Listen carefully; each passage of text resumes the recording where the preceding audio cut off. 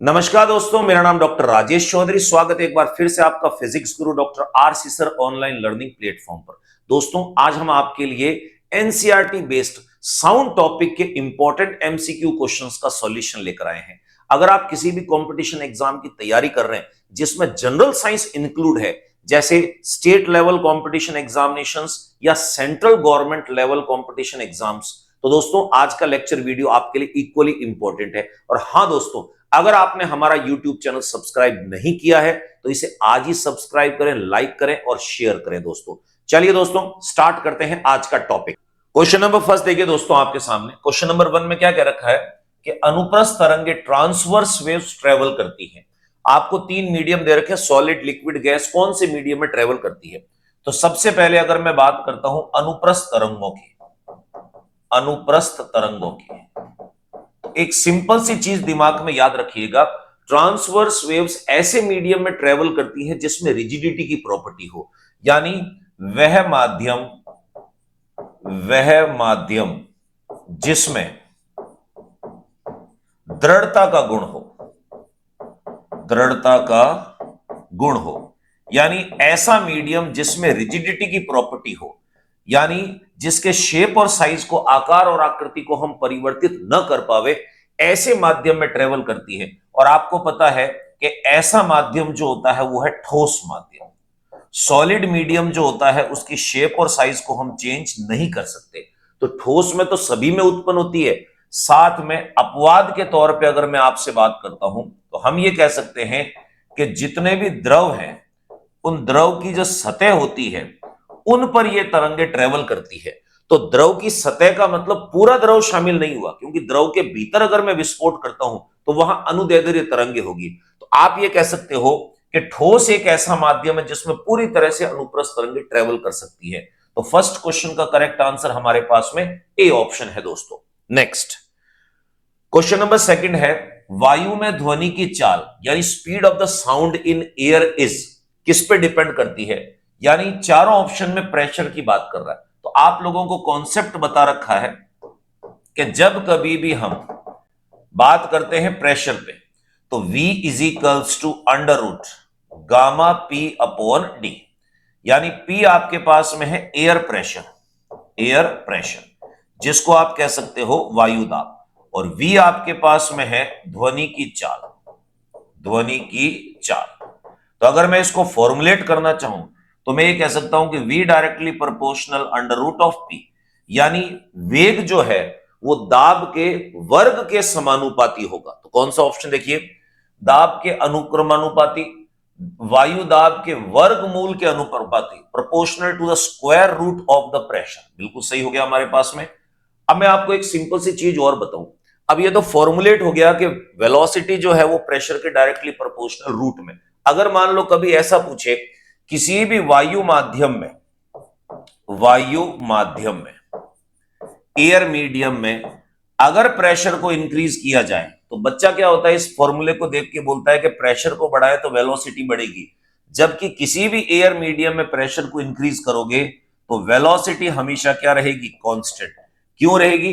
क्योंकि जितनी भी गैसें होती हैं उसको हम आदर्श गैस मान के चलते हैं, आदर्श गैस मान के चलते हैं। और आदर्श गैस में P और डेंसिटी इन दोनों का रेशियो कांस्टेंट होता है।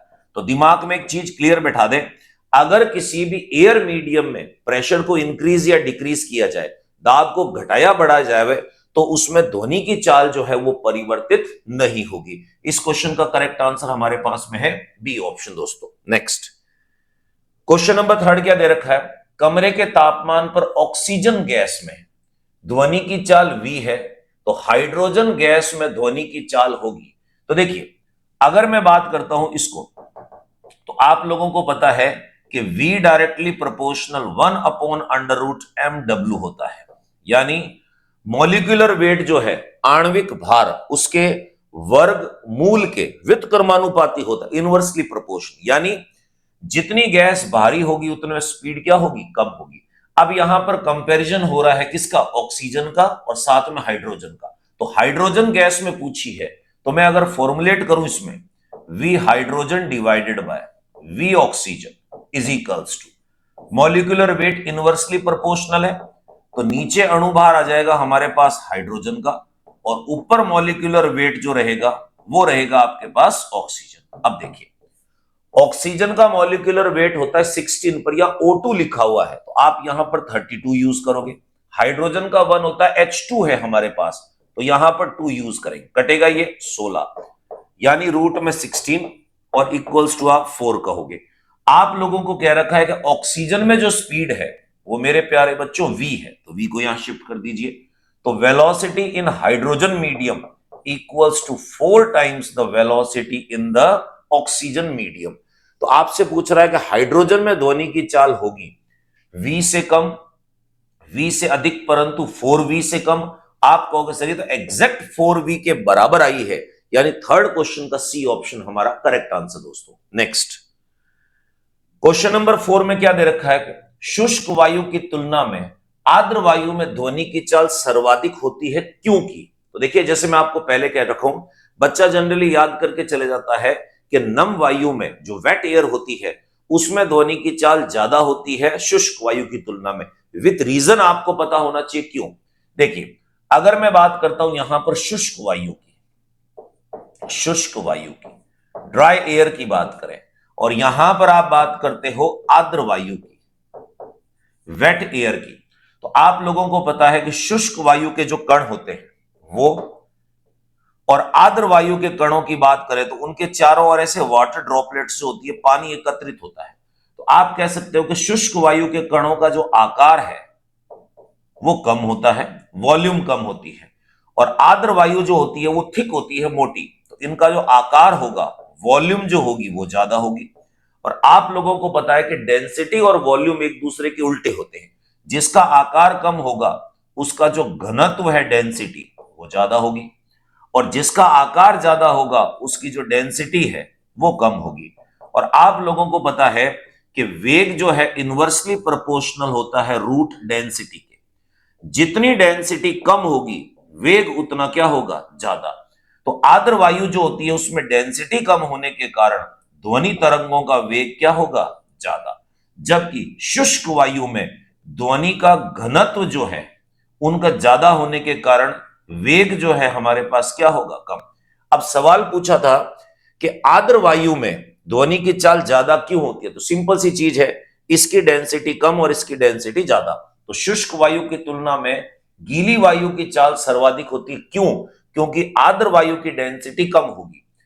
शुष्क वायु का घनत्व कम होता है, इसका तो ज्यादा होता है। आर्द्र वायु का घनत्व अधिक होता है, गलत। आर्द्र वायु का घनत्व कम होता है, बिल्कुल सही है। आर्द्र व शुष्क वायु के घनत्व समान होते हैं। फोर्थ क्वेश्चन का करेक्ट आंसर हमारे पास सी ऑप्शन दोस्तों। नेक्स्ट क्वेश्चन नंबर 5वां, जब ध्वनि तरंगे वायु से पानी में प्रवेश करती है तो कौन सी राशि अपरिवर्तित रहेगी। प्यारे बच्चों, मैं ऑलरेडी आपको कह चुका हूं, साउंड हो या लाइट हो, जब एक मीडियम से दूसरे मीडियम में वेव्स ट्रेवल करती हैं तो उनकी फ्रीक्वेंसी कभी भी चेंज नहीं होती है, यानी आवृत्ति जो है वो हमेशा समान रहेगी। लैम्डा चेंज हो जाएगा, वेग चेंज हो जाएगा, फेज एंगल चेंज हो जाएगा, जबकि आवृत्ति जो है वो सदैव समान रहेगी, यानी frequency of the waves remains same. तो 5वें का करेक्ट आंसर हमारे पास सी ऑप्शन दोस्तों। नेक्स्ट क्वेश्चन नंबर 6, निम्न में से ध्रुवण की घटना संभव होती है। देखिए, ध्रुवण की अगर बात करते हैं हम, पोलराइजेशन जिसको हम कहते हैं, ध्रुवण केवल और केवल ऐसी तरंगों में संभव होता है जिनमें सदिश उपस्थित होते हैं। और प्यारे बच्चों, ध्वनि तरंगों में सदिश के घटक नहीं होते हैं। जबकि मैं बात करता हूं प्रकाश की, यानी लाइट वेव्स की बात करता हूं, तो आप लोगों ने सुना होगा कि प्रकाश विद्युत चुंबकीय तरंगों का एक रूप है। तो प्रकाश में क्या होता है, विद्युत क्षेत्र का भी सदिश है, विद्युत क्षेत्र सदिश उपस्थित होता है, और साथ साथ में चुंबकीय क्षेत्र जो है इसका भी सदिश उपस्थित होता है।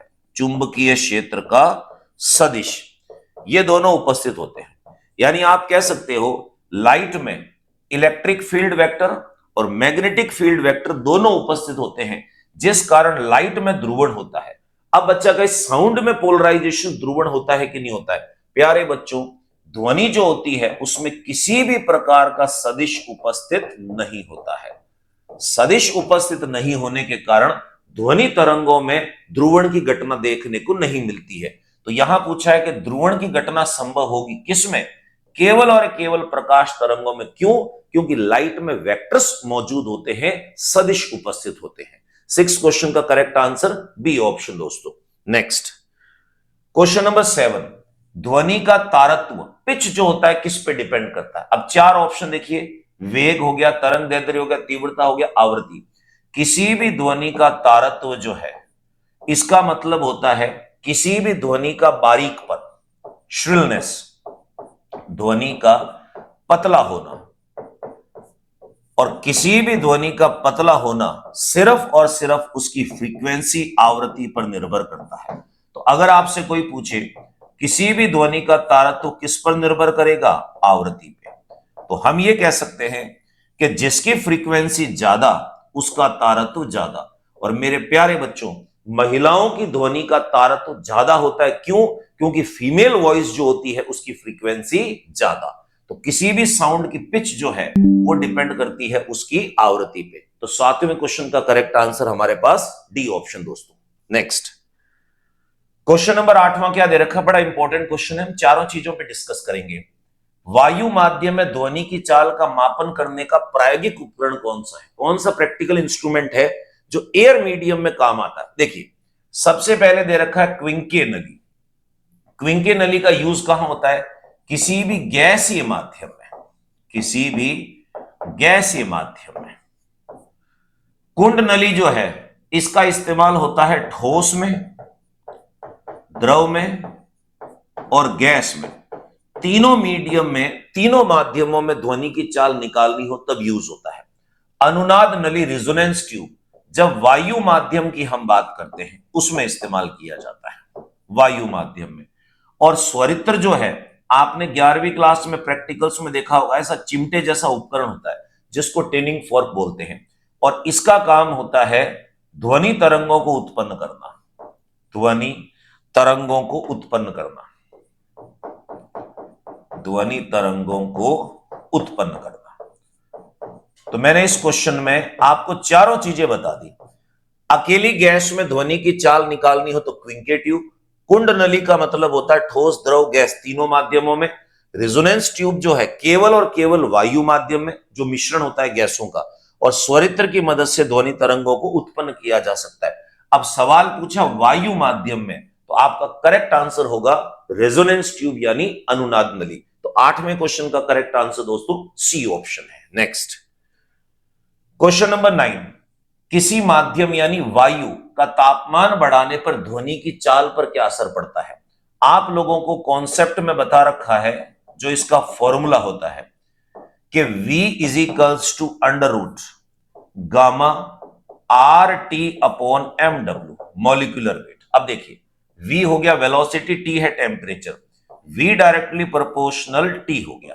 तो आप ये कह सकते हो, अगर किसी भी माध्यम का तापमान बढ़ा दिया जाए, टेम्परेचर इंक्रीज करें, तो ध्वनि की चाल जो है वो क्या होगी? इंक्रीज होगी।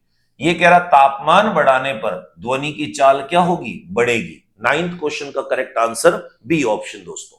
नेक्स्ट क्वेश्चन नंबर 10, ठोस माध्यम में ध्वनि तरंगों की चाल सबसे ज्यादा किसमें होती है? देखिए, वैसे तो हम बात करते हैं कि 3 माध्यम होते हैं हमारे पास में, एक है ठोस, एक होता है द्रव और एक होता है हमारे पास गैस। ठोस माध्यम में ध्वनि की जो औसत चाल होती है उसको हम 6000 मीटर पर सेकंड मानते हैं। द्रव में ध्वनि की औसत चाल 1500 मीटर पर सेकंड मानी जाती है। गैसीय माध्यम में ध्वनि की जो चाल है वो लगभग 332 मीटर पर सेकंड मानी जाती है।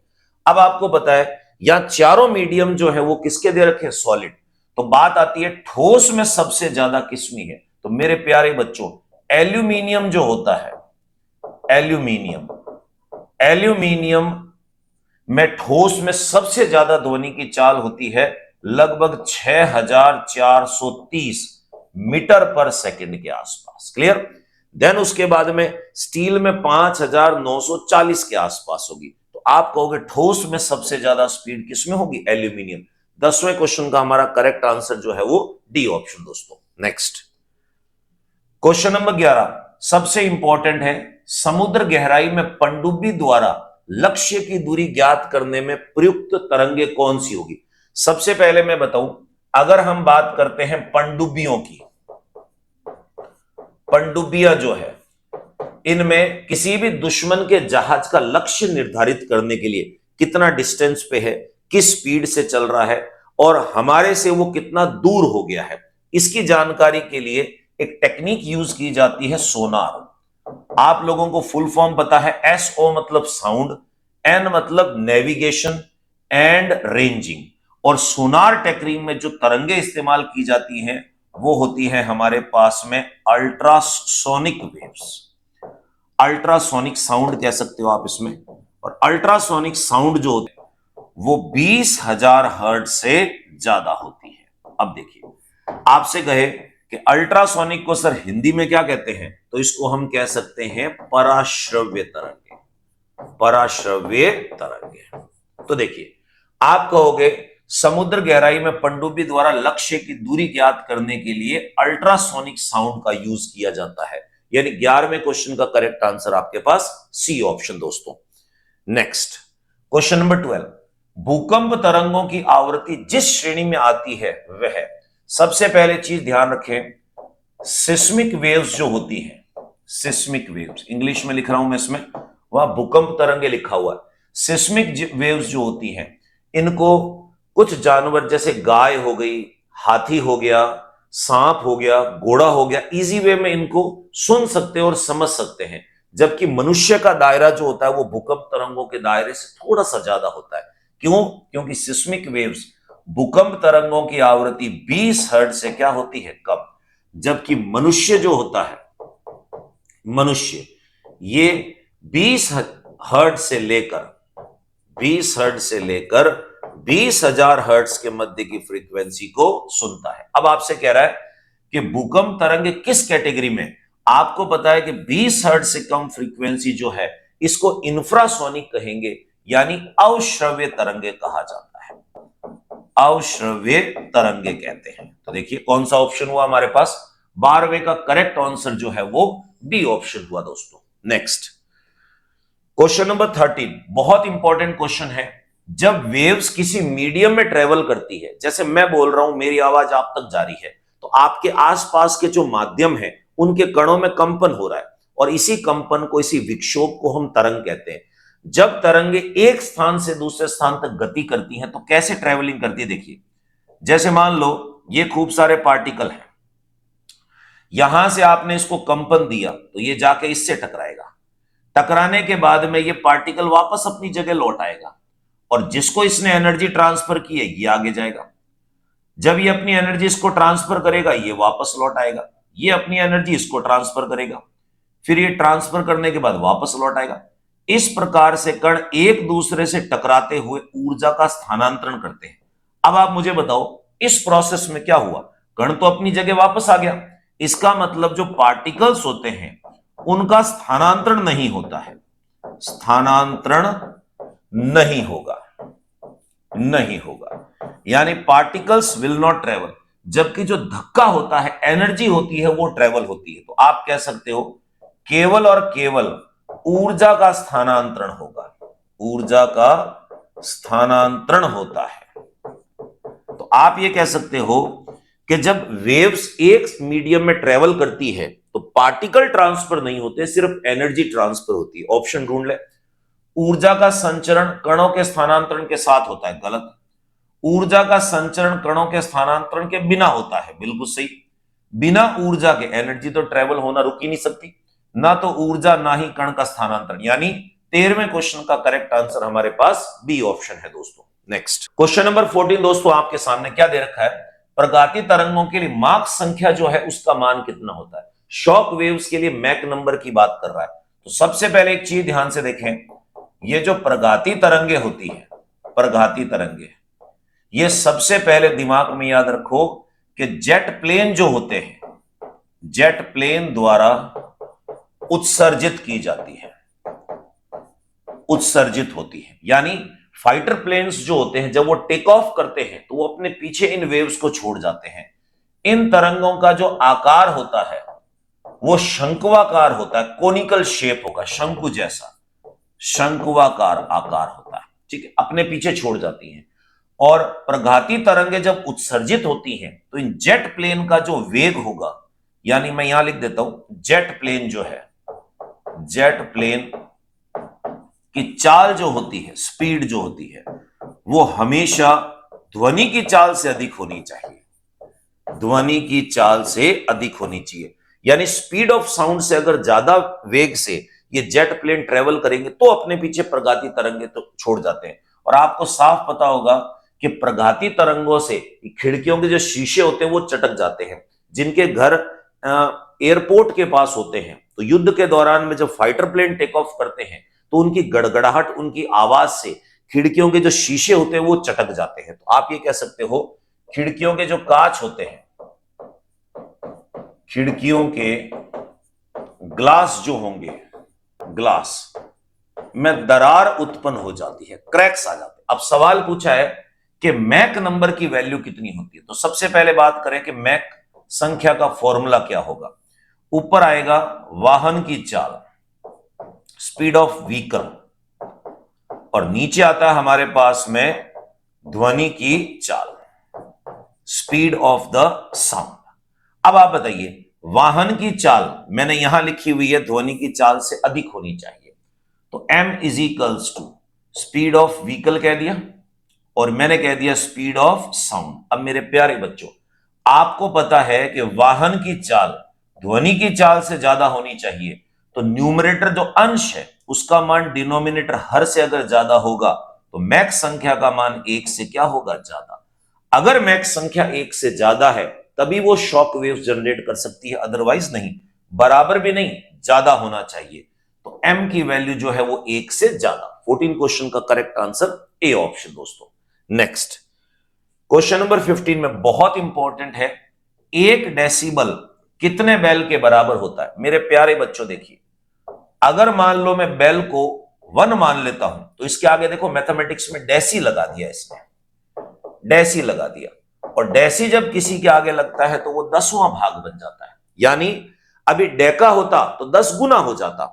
डेसी जो होता है गणित में उसका मतलब होता है 1/10, तो जिसके आगे डेसी लगेगा वो 10वां भाग बन जाएगा। अब आपको पता है 1 डेसिबल बेल का 10वां भाग होता है, यानी 1/10 आएगा इसमें। तो आपका करेक्ट ऑप्शन जो है बेटा 15वें का क्या होगा, सी ऑप्शन होगा। नेक्स्ट क्वेश्चन नंबर 16, परम शून्य तापमान 0 केल्विन पर ध्वनि तरंगों की चाल कितनी होगी।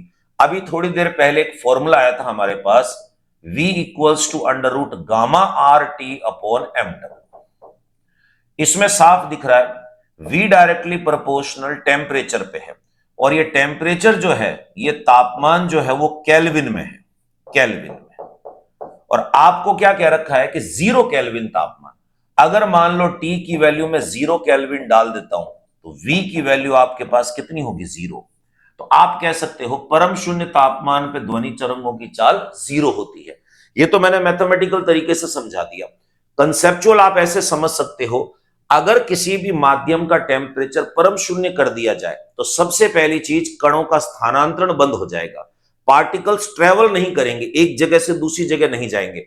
और थोड़ी देर पहले मैंने आपको बताया था कि जब तरंगे किसी माध्यम में गति करती है तो एक दूसरे से टकराने के कारण अपनी एनर्जी ट्रांसफर करती है। जब परम शून्य तापमान पर कणों का स्थानांतरण नहीं होगा तो कण एक दूसरे से टकराएंगे नहीं, और जब कण एक दूसरे से टकराएंगे नहीं तो एनर्जी का ट्रांसफॉर्मेशन नहीं होगा, ऊर्जा का स्थानांतरण नहीं होगा। और जब ऊर्जा का स्थानांतरण नहीं होगा तब ध्वनि तरंगे जो है उत्पन्न नहीं होंगी। तो आप मान के चलें परम शून्य तापमान पर ध्वनि तरंगों की चाल कितनी होती, 0। साउंड वेव्स एग्जिस्ट नहीं करती है। अगर इस कमरे में मैं 0 केल्विन तापमान उत्पन्न कर दूं और फिर मुझसे कोई बोला जाए कि बोले, तो मेरा सिर्फ मुंह हिलेगा, ऐसे लिपिंग होगी बस, आपको आवाज नहीं आएगी। आपको लगेगा सर बोल नहीं रहे। आवाज क्यों नहीं आएगी, क्योंकि मेरे मुंह से जो प्रेशर निकल रहा है उससे कण एक दूसरे से ट्रेवल नहीं कर रहे। तो 16वें क्वेश्चन का करेक्ट आंसर हमारे पास सी ऑप्शन दोस्तों। क्वेश्चन 17 कैलकुलेटिव है, एक स्वरित्र यंत्र वायु में 1 सेकंड में 256 बार दोलन करता है। यानी आपके पास में ऐसा ट्यूनिंग फॉर्क है, 1 सेकंड में, 1 सेकंड में कंपनों की संख्या, कंपनों की संख्या जो है ये आपके पास में दो रखी है 256 जो है। अब आपको पता है कि 1 सेकंड में कंपनों की संख्या को फ्रीक्वेंसी कहते हैं, तो F is equals to 256 vibration per second मान सकते हैं या हर्ट्स मान लेते हैं इसमें। जब ध्वनि का वेग इतना है, स्पीड ऑफ साउंड 330 मीटर पर सेकंड है, तो आपसे सवाल पूछ रहा है तो ध्वनि का तरंग दैर्ध्य लैम्डा कितना होगा। तो फॉर्मूला आपको पता है, V इज इक्वल्स टू होता है F into lambda. Lambda is equals to V upon frequency. V का मान है 330 और F हमारे पास में है 256। अब देखिए कैलकुलेटिव चीज है, बच्चा कहे सर काटे तो कितना होगा। सबसे पहले 2 से काट लीजिए आप इसको, 1 हो गया, 6 हो गया, 5, 2 से काटे 1 2 8। अब अगर डायरेक्ट हम काटना चाहें तो 128 एक बार चला जाएगा, 37 तो ये बन गया 37, पॉइंट लगा दिया, 0 आ गया। तो आप कहोगे 3 बार काटे तो ज्यादा होगा, सिर्फ 2 बार जाएगा, मतलब लगभग आप मान के चल सकते हो 3 बार। तो अगर मैं 2 बार काट रहा हूं तो 1.2 के आसपास। 1.2 में कौन सा दे रखा है, ये चीज है। यानी 17 क्वेश्चन का करेक्ट आंसर सी ऑप्शन होगा, 1.29 मीटर जो है इसका तरंग दैर्ध्य होगा। नेक्स्ट क्वेश्चन 18, एक जेट वायुयान 2 मैक के वेग से हवा में उड़ रहा है। जब ध्वनि का वेग 332 मीटर पर सेकंड है तो वायुयान की वायु चाल कितनी होगी। सिंपल सी चीज है, आप लोगों को पता है m इज इक्वल्स टू होता है v upon speed of the sound. Mach संख्या जो है इसका मान आपको 2 दे रखा है, ध्वनि का वेग स्पीड ऑफ द साउंड आपके पास में है 332 मीटर पर सेकेंड।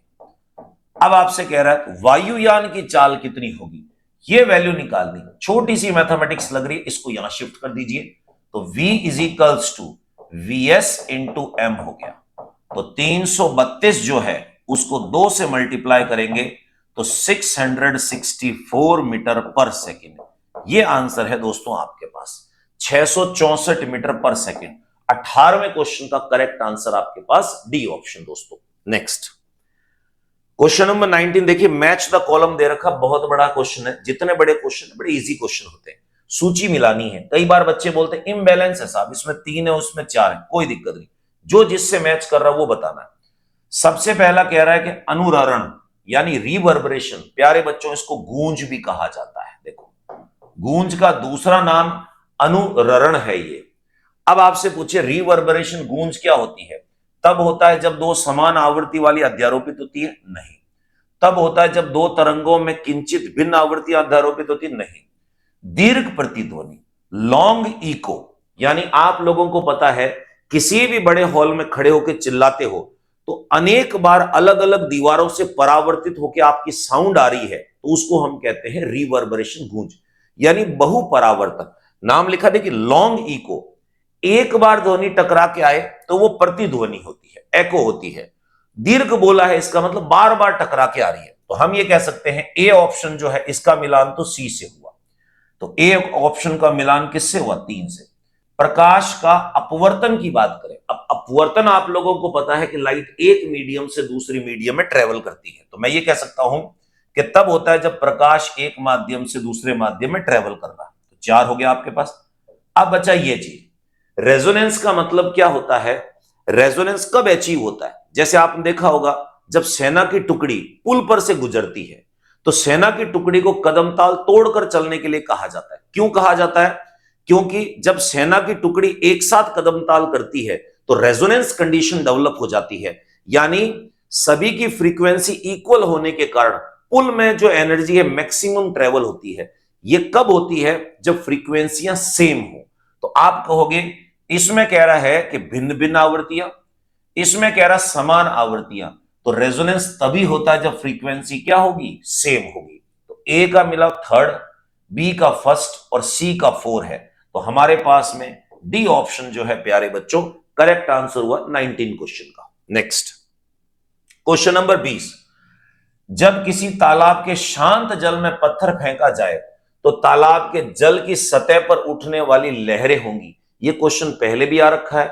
मैंने आप लोगों को बताया है कि ठोस माध्यम जो है इसमें अनुप्रस्थ तरंगें उत्पन्न होती हैं, अनुप्रस्थ, transverse waves, transverse wave longitudinal भी होती है, परंतु द्रव जो होता है उस द्रव की सतह पर दृढ़ता का गुण होने के कारण अनुप्रस्थ तरंगे उत्पन्न होंगी, अनुप्रस्थ तरंगे, ट्रांसवर्स वेव।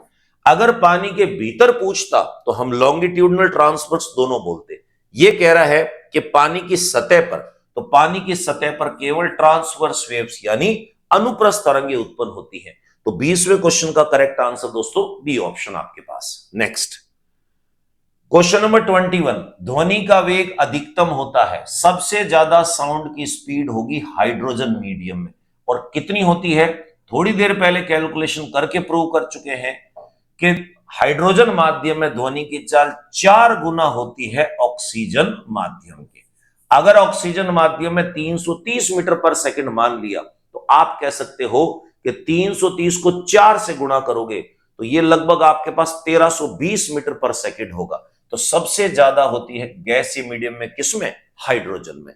तो 21वें क्वेश्चन का करेक्ट आंसर ए ऑप्शन दोस्तों। नेक्स्ट क्वेश्चन नंबर 22, एक ध्वनि तरंग की आवृत्ति इतनी है, यानी फ्रीक्वेंसी दे रखी है आपको 4 किलो हर्ट्ज, तो 4000 हर्ट्ज हो गई हमारे पास, ठीक है। तरंग दैर्ध्य इतना है, यानी लैम्डा आपके पास में है 40 सेंटीमीटर, सेंटीमीटर को बदलना पड़ेगा, 0.40 मीटर हो गया, 100 से डिवाइड कर दिया, यानी फिर कह रहा है तो ध्वनि तरंगों द्वारा 3.2 किलोमीटर की दूरी तय करने में कितना समय लगेगा। डिस्टेंस जो ट्रेवल करना है वो 3.2 किलोमीटर है, और अगर मैं इसको मीटर में चेंज करूं तो 1000 से हम इसको मल्टीप्लाई कर देंगे तो 3200। अब देखिए इतना डिस्टेंस कवर करना है तो कितना टाइम लगेगा, तो आप लोगों को फॉर्मूला पता है कि समय बराबर अगर मैं बात करता हूं तो यह हो जाएगा दूरी बटे 4। अब डिस्टेंस आपके पास में दे रखा है 3200, पर बिना स्पीड के आप टाइम नहीं निकाल सकते, तो स्पीड निकालने के लिए इस फॉर्मूले पे चलना पड़ेगा। v is equals to F into lambda, v is equals to F आपके पास है 4000, लेमडा हो गया 0.40। तो देखिए 1 2 जीरो पॉइंट हटा देंगे इसमें, v is equals to 40 into 40 1600 meter per second. जिन वेव्स की बात कर रहे हैं उनकी स्पीड जो है वो 1600 मीटर पर सेकेंड है। इसको उठा के यहां पुट कर देते हैं 1600। बड़ा इजी आंसर आ गया आपके पास में 2 सेकेंड। तो कितना टाइम लगेगा इस डिस्टेंस को कवर करने में, 2 सेकेंड का टाइम लगेगा। ऑप्शन ढूंढ लीजिए कौन सा है, 22वें क्वेश्चन का ए ऑप्शन जो है हमारा करेक्ट आंसर दोस्तों। नेक्स्ट क्वेश्चन नंबर 23, स्पष्ट गूंज सुनने के लिए मूल ध्वनि और प्रतिध्वनि के मध्य का समय अंतराल कम से कम कितना समय का होना चाहिए। देखिए आप लोगों को मैंने आपको क्या रखा है कि मनुष्य का जो कान होता है, मनुष्य के कान के पर्दे का आवृत काल जो होता है, टाइम पीरियड, यानी 1 सेकंड में कितने कंपन उत्पन्न हो सकते हैं और एक कंपन के लिए कितना समय है। मनुष्य के कान के पर्दे का आवृत काल जो होता है 1/10 सेकंड होता है, तो आप कह सकते हो 0.1 सेकंड, यानी प्रतिध्वनि और मूल ध्वनि इनके बीच का समय अंतराल जो है वो 0.1 सेकंड का होना चाहिए। 23 क्वेश्चन का करेक्ट आंसर बी ऑप्शन दोस्तों। नेक्स्ट 24, एक प्रसारण केंद्र यानी टेलीकास्ट सेंटर जो है इतनी फ्रीक्वेंसी की वेव जनरेट कर रहा है, तो F इक्वल्स टू लिख दिया 71 इंटू 10⁴ हर्ट्ज, तथा इतने मीटर पर सेकंड की स्पीड से ट्रेवल करता है। V is equals to 3 into 10⁸ meter per second. ठीक है, तरंग दैर्ध्य कितना होगा, तो आप लोगों को फॉर्मूला पता है V is equals to F into lambda, lambda is equals to होगा V अपॉन एफ। V कितना है प्यारे बच्चों, 3 इंटू 10 की घात 8 डिवाइडेड बाय 71 इंटू 10⁻⁴। ये कट गया, आपके पास में 4 आ गया, जीरो छोड़ दो सभी, 3 के आगे 1 2 3 4 जीरो लग जाएंगे और ये हो जाएगा 71। अब ये 4 ऑप्शन दे रखे हैं। सबसे पहला अगर मैं इससे काटता हूं इसको, तो आप कहोगे सर 4 बार जा रहा है ये, 4 बार, 7 चौक 28, 284, तो 16 बच गया हमारे पास।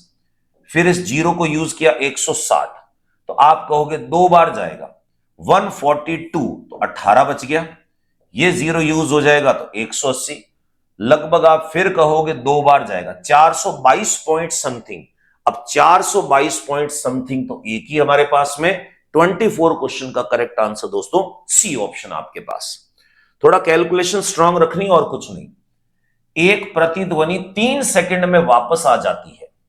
यदि ध्वनि की गति इतनी है तो स्रोत और परावर्तक सतह के मध्य का डिस्टेंस कितना होगा। अमूमन बच्चा गलती कहां करता है, जैसे मान लो यहां पर कोई भी एक लड़का खड़ा है और ये हो गई इसकी परावर्तक सतह, ये हो गया। अब लड़का जब साउंड जनरेट करेगा तो ये ऐसे चलेगी, देखो जाते हुए तो ऐसे जाएगी, ऐसे जाने के बाद जब ये टकराएगी तो टकराने के बाद जब ये वापस लौटेगी तो ऐसे लौटेगी, ऐसे। तो डिस्टेंस कितना कवर किया, अगर इन दोनों के बीच का डिस्टेंस x है तो ध्वनि तरंग ने तय दूरी के 2x, यानी आप ये कह सकते हो कि तय दूरी the distance cover is equals to कितना होगा 2x, और जाके वापस आने में कितना समय लिया है, t इज इक्वल्स टू 3 सेकेंड। ठीक है, स्पीड दे रखी है आपको 342 मीटर पर सेकेंड। अब ये कह रहा है दोनों के बीच का डिस्टेंस x निकालना है, तो आपके पास फॉर्मूला होता है कि चाल बराबर दूरी बटा समय, दूरी बटा समय। तो चाल हमारे पास में हो गई 342, दूरी हो गई 2x, और आपके पास समय है 3 सेकंड का। तो देखिए सबसे पहले मैं इसको काट लेता हूं, 1 हो गया हमारे पास में, 7 हो गया, 1 हो गया। अब इसको मल्टीप्लाई करेंगे, x इक्वल्स टू 171 इंटू 3, तो x इक्वल्स टू कितना बन गया ये 3, 7 3 जा 21, कैरी 2 5, 513 मीटर, 513 मीटर जो है ये डिस्टेंस होगा, 513, यानी 25वें क्वेश्चन का करेक्ट आंसर हमारे पास ए ऑप्शन दोस्तों। नेक्स्ट 26, देखिए बहुत इंपॉर्टेंट क्वेश्चन है ये। वायु में ध्वनि के संचरण की घटना होती है। मैं एक छोटी सी आपको कहानी सुना रहा हूं, ध्यान से देखिएगा। कहानी में कोई राजा रानी नहीं है, यहां 2 वैज्ञानिकों की चर्चा करेंगे हम इसमें। पहला आपके पास में आएगा न्यूटन और दूसरा आएगा आपके पास में लैपलेस। एक छोटा सा वाद विवाद था।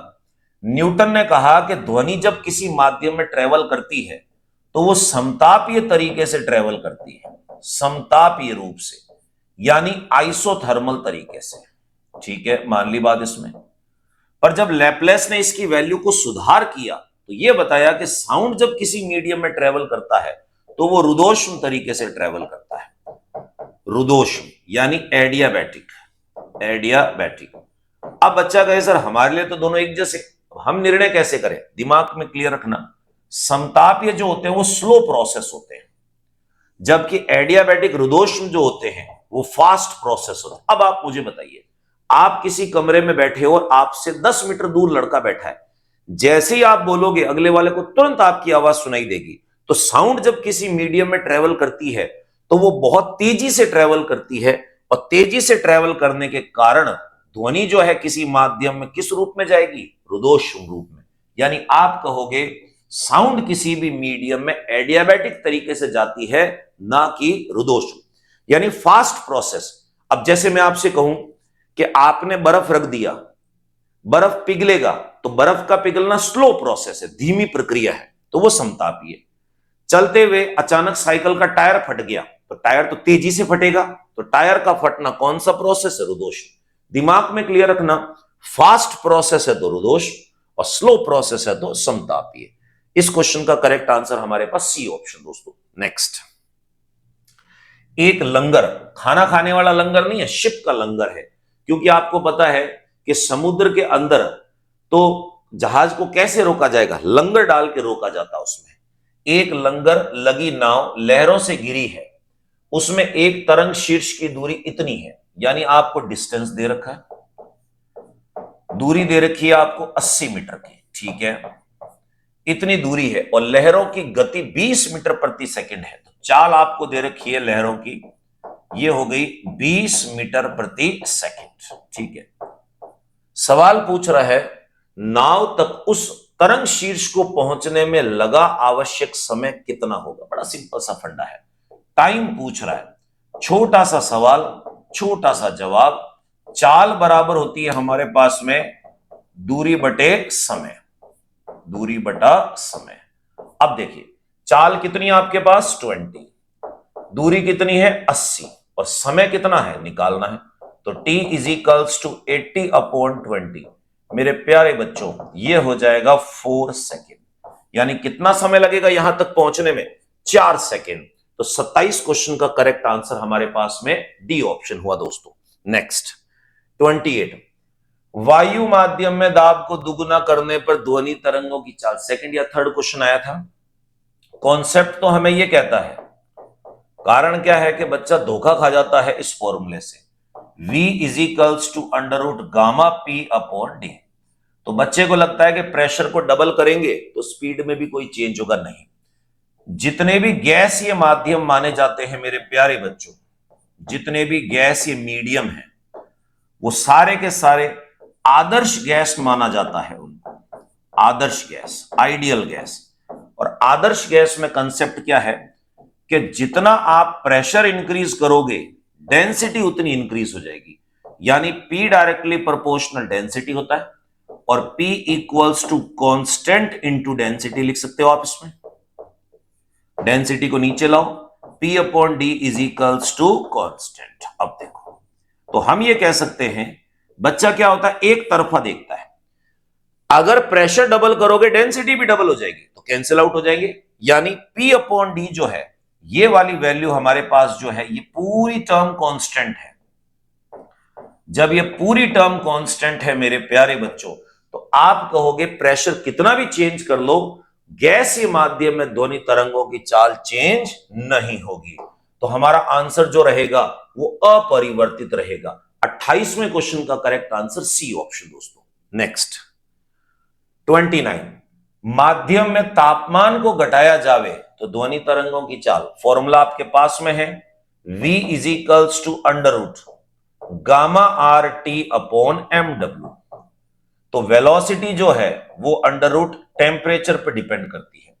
अगर मैं तापमान बढ़ाऊंगा, टेम्परेचर इंक्रीज करूंगा तो स्पीड बढ़ेगी, और अगर मैं तापमान कम करूंगा तो वेलोसिटी घटेगी। तो ये तापमान को कम करने की बात करा तो स्पीड रिड्यूस होगी, यानी 29 का करेक्ट आंसर हमारे पास ए ऑप्शन है दोस्तों। नेक्स्ट क्वेश्चन नंबर 30, प्रकाश की तरंग ध्वनि की तरंग से डिफरेंट कैसे? खूब तरीके से है। साउंड के अंदर में पोलराइजेशन नहीं होता, इसमें पोलराइजेशन होता है। देखिए कुछ चीजें कह रहा है इसमें, प्रकाश की तरंगे विद्युत चुंबकीय होती है किंतु ध्वनि तरंगे नहीं। बिल्कुल, देखिए दो प्रकार की तरंगे मैंने आपको बताया था, एक होती है माध्यम के आधार पे, एक होती है विद्युत चुंबकीय तरंगे, इलेक्ट्रोमैग्नेटिक वेव्स, विद्युत चुंबकीय तरंगे, इलेक्ट्रोमैग्नेटिक वेव्स, और एक होती है हमारे पास में यांत्रिक तरंगे, मैकेनिकल वेव्स, यांत्रिक तरंगे, जिनको प्रत्यास्थ तरंगे भी कहते हैं। विद्युत चुंबकीय तरंगों को गति करने के लिए माध्यम की आवश्यकता नहीं होती है, माध्यम नहीं चाहिए, निर्वात में भी ट्रेवल कर सकती है, जबकि यांत्रिक तरंगों को गति करने के लिए माध्यम चाहिए ही चाहिए। और विद्युत चुंबकीय तरंगों का एग्जाम्पल जो है वो प्रकाश तरंग है, क्योंकि लाइट तो यूनिवर्स में भी चलती है। यांत्रिक तरंगों का इस्तेमाल है ध्वनि तरंगे, चंद्रमा पे खड़े होकर बोल नहीं सकते, तो आप कहोगे प्रकाश विद्युत चुंबकीय है, ध्वनि तरंगे नहीं। बिल्कुल सही है, आगे भी देख लेते हैं। प्रकाश तरंगे जल में गमन कर सकती है किंतु ध्वनि तरंगे नहीं। क्यों नहीं कर सकती? मछलियां जो होती है वो कंपनों से ही आवाज सुनती है, तो ये तो वैसे ही गलत हो गया। प्रकाश सभी माध्यम में समान वेग से चलता है, जैसे ही मीडियम चेंज होगा, लाइट की स्पीड चेंज होगी, लाइट का लैम्डा चेंज होगा, लाइट की फ्रीक्वेंसी चेंज नहीं। तो गलत है ये। प्रकाश तरंगों में व्यतिकरण पैदा होता है जबकि ध्वनि तरंगों में नहीं। व्यतिकरण का मतलब होता है तरंगों का मिक्स होना।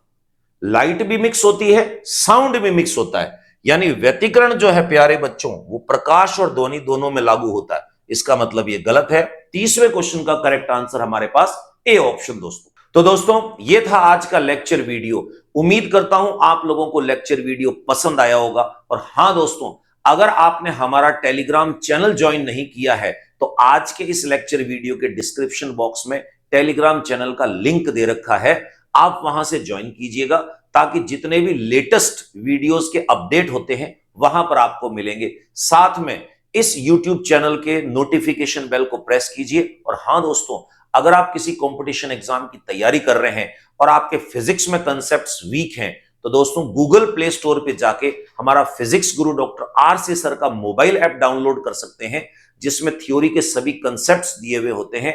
वहां से आप अपनी तैयारी को बूस्टअप कर सकते हैं, जिसमें आपको unlimited test series, test papers और कंसेप्चुअल वीडियो मिलेंगे। चलिए दोस्तों, इजाजत दीजिए। नेक्स्ट वीडियो में आपके सामने फिर उपस्थित होंगे। तब तक धन्यवाद।